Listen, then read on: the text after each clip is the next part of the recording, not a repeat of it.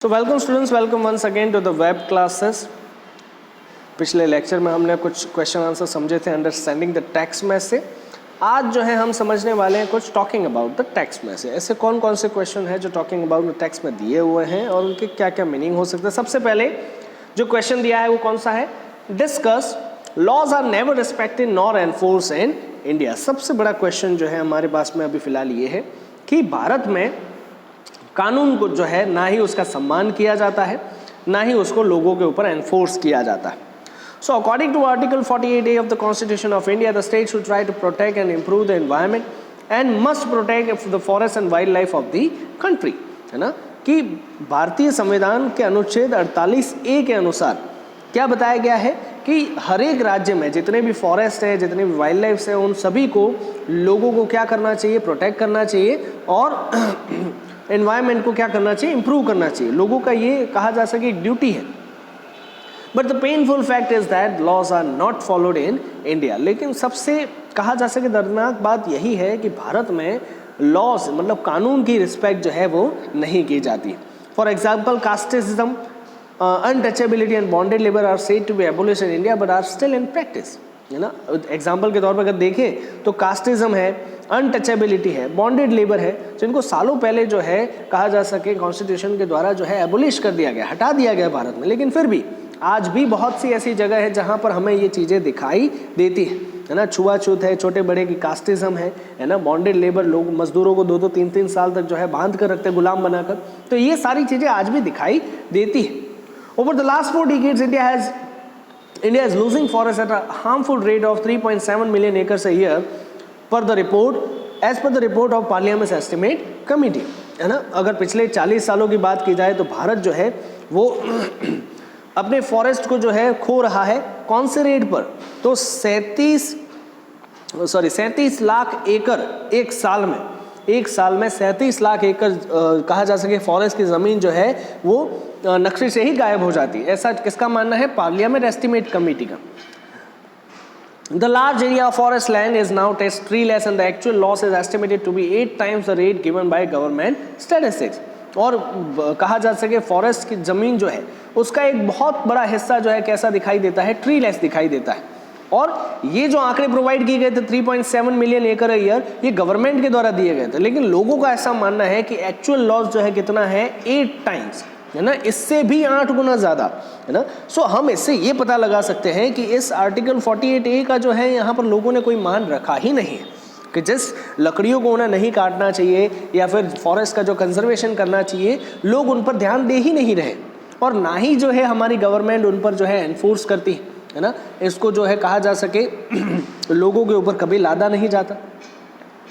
Second question क्या दिया है, are we to leave our successor a scorched planet of advancing deserts, impoverished landscape and an ailing environment. क्या हम हमारे आने वाली पीढ़ी को एक जलता हुआ प्लैनेट देना चाहते हैं कि जिसमें बंजर ज़मीनें और जो कहा जा सके रेगिस्तान बढ़ते जा रहे हैं, जिसमें लैंडस्केप जो है वो इम्पावराइज्ड हो रहे हैं, ख़राब होते जा रहे हैं, और एनवायरनमेंट जो है कैसा होता जा रहा है, एलिंग और भी डिक्लाइनिंग हालत में। तो क्या हम ऐसा प्लैनेट जो है हमारे आने वाली पीढ़ी को देना चाहते हैं? सबसे पहले समझ लेते हैं कि लाइन किसने दी हुई है। So of the above lines are mentioned in the first report of the barren commission which was given by mister L.K. Jha, है ना। L.K. झा ने जो है ये कहा जा सके रिपोर्ट प्रोवाइड की थी और उन्होंने ही बताया था कि क्या हम हमारे आने वाली पीढ़ी को ये सारी चीज़ें देना चाहते हैं।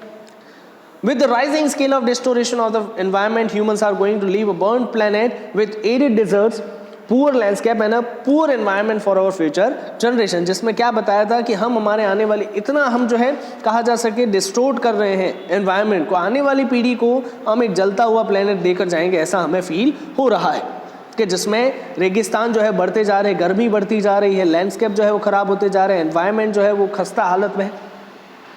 Our earth is like a patient with declining health and is not a good sign, है ना। हमारा जो अर्थ है, पृथ्वी की बात की जाए तो पृथ्वी जो है वो क्या है, एक प्रकार का पेशेंट है जिसकी हालत कैसी है, बिल्कुल ख़राब है।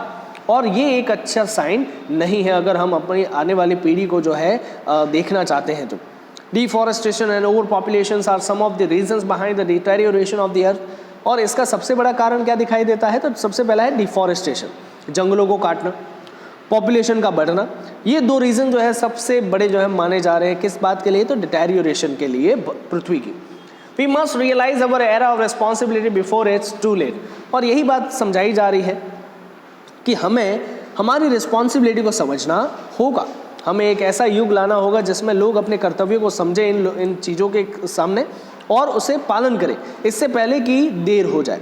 We must conserve the earth as if we have borrowed it from our future generation, और इस अर्थ को ऐसे ट्रीट करना चाहिए कि जैसे हमने हमारी आने वाली पीढ़ी से इसे क्या लेकर रखा है, भाड़े पर लेकर रखा है, हम टेनेंट है, ऐसा हमें मानकर चलना चाहिए।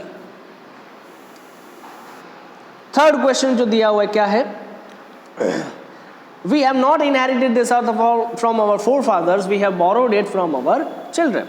क्या कहना चाहते हैं यहाँ पर, so for many decades humans are using the resources of the earth at a very alarming rate without worrying about future generation, है ना, कि पिछले काफ़ी दशकों से बात करें, पिछले काफ़ी दशकों से ह्यूमंस जो है क्या कर रहे हैं, अर्थ के जो भी रिसोर्सेज हैं उन रिसोर्सेज को धीरे धीरे डिटेरियोरेट करते जा रहे हैं, और ऐसा लग रहा है कि हमारी फ्यूचर जनरेशन को ये रिसोर्सेज जो है कभी मिल नहीं पाएंगे। Now the environment has become critical enough that humans must realise the era of responsibility towards it, और अब जो है अर्थ की हालत ऐसी हो गई है कि अगर अब इंसानों ने जो है अपनी रिस्पॉन्सिबिलिटी इस पृथ्वी के समक्ष नहीं समझी तो हो सकता है हम हमारी फ्यूचर जनरेशन को देख ही ना पाए। With quite some time human perception is changing and the earth is seen as a holistic and ecological view। कुछ समय के लिए जो है इंसानों का नज़रिया बदला भी था, है ना, इंसान जो है कैसा नज़रिया अपना रहे थे, एक धार्मिक और इकोलॉजिकल व्यू जो है अपना रहे थे। Earth is seen as a living organism which has its own metabolic and vital needs, ऐसा माना जा रहा था कि पृथ्वी जो है वो एक लिविंग ऑर्गेनिज्म है, वो भी एक जीव है कि जिसकी खुद की जो है मेटाबॉलिक नीड है और ज़रूरतें हैं कुछ। We must protect the resources for future generation, और इसी वजह से हमारा मानना ये है, लोगों का मानना ये है कि हमें जो है फ्यूचर जनरेशन के लिए इन रिसोर्सेज को क्या करना होगा, प्रोटेक्ट करना होगा। Use of sustainable development which means meeting the needs of the present generation without compromising with the future. So इसका मतलब क्या हुआ कि हमें सस्टेनेबल डेवलपमेंट का इस्तेमाल करना हो कि जिससे हम हमारे जो रिसोर्सेज हैं जो प्रेजेंट कंडीशन में है उनका भी जो है हम इस्तेमाल अपने लिए कर सके, साथ ही साथ में फ्यूचर जनरेशन को जब वो रिसोर्सेज चाहिए होंगे तो उनके साथ भी कोई कॉम्प्रोमाइज ना हो। Thus the earth's resources should be utilized in a way that doesn't affect the future, और इसी वजह से हमें इन अर्थ के रिसोर्सेज को जो है इस तरीके से इस्तेमाल करना होगा कि जिसकी वजह से आने वाली पीढ़ी पर इसका कोई असर ना हो। फोर्थ क्वेश्चन क्या दिया, the problems of over population that directly affect our everyday life, कि ये जो ओवर पॉपुलेशन की समस्या है वो सीधा जो है हमारी रोज की जिंदगी पर जो है असर करती जा रही है। कैसे? So over population leads to many problems that are affecting mankind and natural resources. Over population की वजह से बहुत सी ऐसी तकलीफें आ रही हैं जिसकी वजह से नेचुरल रिसोर्स और इंसानों की जिंदगी खतरे में आ गई। It leads to poverty and unemployment, सबसे पहली बात तो यही हो जाती है, गरीबी और बेरोजगारी, ये दो चीज़ें बढ़ जाती हैं। The poor children are forced to live the same lifestyle as their parents did because the lack of resources and facilities। और जो गरीब बच्चे रहते बेचारे उनको वही ज़िंदगी जीनी पड़ती है जो उनके पेरेंट्स ने जी है। क्यों? क्योंकि रिसोर्सेज नहीं है, फैसिलिटी नहीं। Over population leads to lesser education and low health facilities which results in more problems like the rise in harmful disease and fertility rate. Over population जो है इसकी वजह से क्या होता है, एजुकेशन कम और हेल्थ जो है वो लो हो जाती, फैसिलिटी जो है वो नहीं मिल पाती, हेल्थ फैसिलिटीज, और इसी की वजह से क्या क्या और प्रॉब्लम आती है, तो अलग अलग जो है हार्मफुल डिसीजेज जो है वो जन्म लेते हैं, फर्टिलिटी रेट जो है वो बढ़ता जाता है। The natural resources are being consumed at a very fast rate to fulfill the need of the population throughout the world। और इसी वजह से नेचुरल रिसोर्सेज जो है वो क्या होते जा रहे हैं, एक बहुत तेज़ गति से जो है लोग कंज्यूम कर रहे हैं। क्यों? क्योंकि वो जो है पॉपुलेशन बढ़ती जा रही है और पॉपुलेशन की नीड को जो है फुलफिल करना चाहते हैं। Deforestation is one of the issues which where forest are being cut down. और फॉरेस्ट का जो है कहा जा सकता है, डिफॉरेस्टेशन का सबसे बड़ा इश्यू क्या है, फॉरेस्ट जो है धीरे धीरे कटते जा रहे हैं। और क्यों कटते जा रहे हैं? क्यों? क्योंकि लोगों के पास में खाना पकाने के लिए अगर मान लो लकड़ियाँ नहीं है, खाना पकाने के लिए कोई अनदर ऑप्शन नहीं है, जैसे एलपीजी या फिर कैरोसिन या पैराफिन, या उसको खरीदने की ताकत भी नहीं है, तो जिसकी वजह से वो लोग क्या करते हैं, लकड़ियों को काटते हैं और खाना बनाते हैं। All this results in global warming and if the population is not controlled, it will deplete the environment and earth. और इसकी वजह से क्या बढ़ता जा रहा है, सबसे बड़ी प्रॉब्लम क्या होती जा रही है, ग्लोबल वार्मिंग। और ग्लोबल वार्मिंग का मतलब ये है, अगर पॉपुलेशन कंट्रोल नहीं की गई तो सीधी सी बात है, हमारा जो अर्थ है वो अर्थ आने वाले कुछ सालों में और ज़्यादा डिप्लीट हो जाएगा। अब यहाँ पर कुछ जो है थिंकिंग अबाउट द लैंग्वेज में कुछ वर्ड्स दिए हुए हैं, उन वर्ड्स को हमें समझना है। The phrase inter alia meaning among other things is one of many Latin expression commonly used in English, है ना। ऐसे बहुत से जो है लैटिन एक्सप्रेशन होते हैं जिनको इंग्लिश में हम इस्तेमाल करते हैं। जैसे पहला जो कौन सा दिया गया है इस यूनिट के अंदर, इंटर एलिया, जिसका मतलब क्या होता है, अमॉन्ग अदर थिंग्स। तो ऐसे और कौन कौन से हैं, तो सबसे पहला क्या दिया है, प्राइमा फेसी। प्राइमा फेसी का मतलब होता है पहली नज़र में या फिर क्लोजर इंस्पेक्शन। प्राइमा फेसी पहली नज़र में हमें जो दिखाई दे उसे हम प्राइमा फेसी कहते हैं। एड एचओसी, एड एचओसी का मतलब क्या होता है, फॉर अ स्पेसिफिक पर्पस और सिचुएशन। किसी एक स्पेसिफिक पर्पस के लिए, सिचुएशन के लिए अगर हम कोई काम करते हैं तो उसे हम कहते हैं ad hoc. In camera, in camera का मतलब क्या हुआ, किसी काम को सीक्रेट में करना। एड इन्फिनिटम, एड इन्फिनिटम का मतलब क्या हुआ कि जिसका कोई अंत नहीं है, इन्फिनिटिव है ना। मुटैटिस मुटेंडेस, क्या मतलब होता है मुटैटिस मुटेंडेस का, changing only those things which needs to be change, है ना, सिर्फ उन्हीं चीज़ों को बदलना जिनको बदलने की ज़रूरत है। कैवेट, कैवेट का मतलब क्या होता है, एक प्रकार की वार्निंग। तबुला रसा, तबुला रसा का मतलब क्या होता है, विदाउट एनी प्रायर नॉलेज, बिना किसी प्रायर नॉलेज के किसी काम को करना, है ना। वर्किंग विद वर्ड्स में कुछ चीज़ें हैं वो देख लेते हैं। Locate the following phrases in the text and study their connotation, है ना। क्या है, तो ये जैसे पहला एक्सप्रेशन दिया हुआ है, फ्रेज दिया हुआ है, grip the imagination of, grip the imagination का मतलब तो received much attention, इसको attention ज़्यादा मिला है। dawned upon, dawned upon, dawn मतलब सुबह होता है, तो मतलब क्या हुआ, became apparent मतलब ध्यान में लेना। ushered in, ushered in का मतलब क्या हुआ, begin the new idea, नए आइडिया की शुरुआत करना, कुछ नया इजाद करना।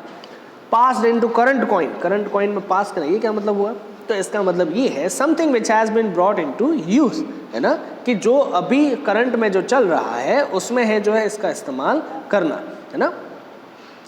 पासपोर्ट फॉर द फ्यूचर या पासपोर्ट ऑफ द फ्यूचर क्या है, तो एक चीज़ जो है वो पॉसिबल करना होने के लिए, है ना, something, a thing that makes something possible to happen, है ना, कोई चीज़ जो है किसी और चीज़ को जो है पॉसिबल कर दे, जो इम्पॉसिबल थी जिसको पॉसिबल कर दे, उसे हम कहते हैं पासपोर्ट ऑफ द फ्यूचर।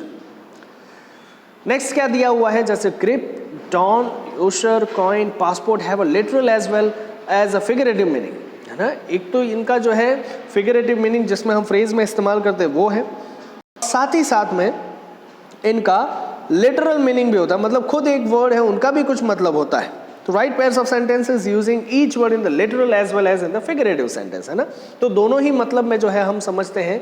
तो ग्रिप जो है, she held the balloon with tight grip, अब ग्रिप का मतलब क्या होता है, कोई एक अच्छी पकड़, तो ये लिटरल मीनिंग हुआ। तो लिटरल मीनिंग में हमने एक सेंटेंस लिखा, the she held the balloon with tight grip, tight grip से जो है उसने पकड़ के रखा।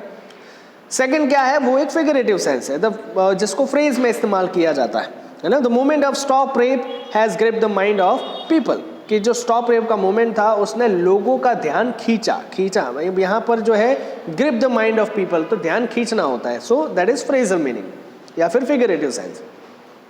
डॉन, डॉन मतलब क्या होता है, सुबह होती है वैसे, है ना। शी वेटेड फॉर रोनाइल अंटिल डॉन, अंटिल डॉन मतलब सुबह का time, but he never came back, है ना। सो पहला मतलब हमने समझा जिसका लिटरल मीनिंग था। अब फिगरेटिव सेंस समझते हैं। The idea of starting a new business dawned on him, dawned on him मतलब आना, किसी चीज को अपेरेंटली ध्यान में लेना, तो ये आइडिया जो है वो ध्यान में आया। उशर, उशर का मतलब क्या होता है, तो वो समझ लेते। उशर का मतलब ये होता है कि जो व्यक्ति आपको अटेंड करे या फिर जो आपको राह दिखाए उसे हम उशर कहते हैं। The attendant ushered them to their seat, मतलब उसने आपको राह दिखाई, है ना। अब दूसरा usher का मतलब क्या हो सकता है, the internet ushered in an era of mass communication, है ना। तो ये एक जो है ushered in an era, तो इंटरनेट जो है वो इस एरा में जो है ध्यान में लिया गया, ये बात समझाने की कोशिश की जा रही है ना। कॉइन, कॉइन का मतलब जो है सीधी सी बात है क्या होता है, सिक्का। She asked him to give all the coins, he had collected so far. और सेकंड फिगरेटिव में क्या है, the term was coined by a famous physicist. Coin हमने समझा इसका मतलब क्या होता है, तो किसी चीज को इस्तेमाल करना, है ना। सो टर्म मतलब कोई एक फ्रेज होगा जिसका इस्तेमाल किसने किया, तो फेमस फिजिसिस्ट ने। तो इसका मतलब क्या, कॉइन्ड बाय फेमस फिजिसिस्ट, है ना। पासपोर्ट हम जानते हैं पासपोर्ट क्या होता है, तो एक स्टैंप होता है एक कहा जा सके डॉक्यूमेंट होता है जिससे हम जो है विदेश यात्रा कर सकते हैं। He went to the visa office to get his passport stamp to go to New York। तो उसने जो है अपने पासपोर्ट पर क्या करवाया, स्टैंप करवाया ताकि वो न्यूयॉर्क जा सके। और दूसरा कहा जा सके इसका फ्रेजल या फिगरेटिव सेंस क्या हो सकता है, so education is our passport to the future, कि शिक्षा जो है हमारा कहा जा सके एक पासपोर्ट है एक प्रकार का, कहाँ जाने के लिए, फ्यूचर में जाने के लिए, मतलब एक जरिया है ना। सो आई होप आपको समझ में आया होगा ये यूनिट। अब मिलते हैं नेक्स्ट लेक्चर में एक नए यूनिट के साथ में। Till then stay safe, stay home, thank you.